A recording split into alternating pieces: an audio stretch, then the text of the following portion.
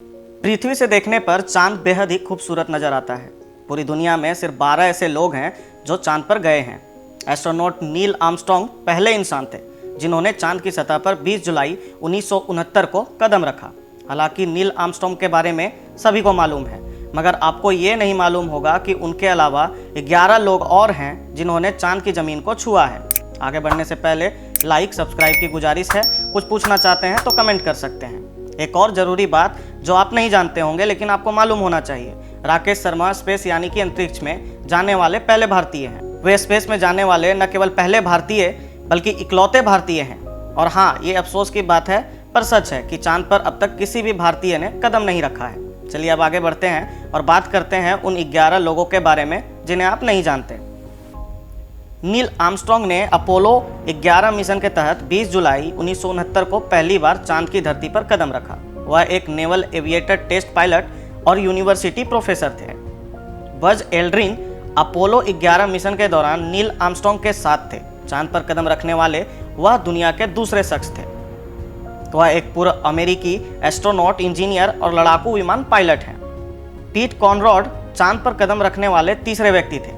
America ने नवंबर 1969 में Apollo 12 mission भेजा था, जिसके जरिए कॉनरॉड चांद पर पहुंचे। कॉनरॉड को 1972 में नासा के दूसरे एस्ट्रोनॉट क्लास में चुना गया था। एक सड़क दुर्घटना में साल 1999 में उनकी मृत्यु हो गई। एलन बीज पीट कॉनरॉड के साथ ही चांद पर गए थे। वे अपोलो 12 मिशन का हिस्सा थे और चांद पर जाने वाले चौथे व्यक्ति थे।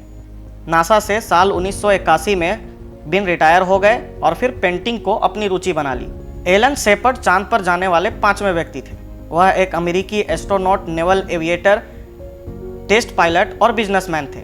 वह फरवरी 1971 में अपोलो 14 मिशन के तहत चांद पर गए थे। वह अंतरिक्ष में जाने वाले 5वें व्यक्ति थे। 21 जुलाई 1988 को उनका निधन 74 वर्ष की आयु में हो गया।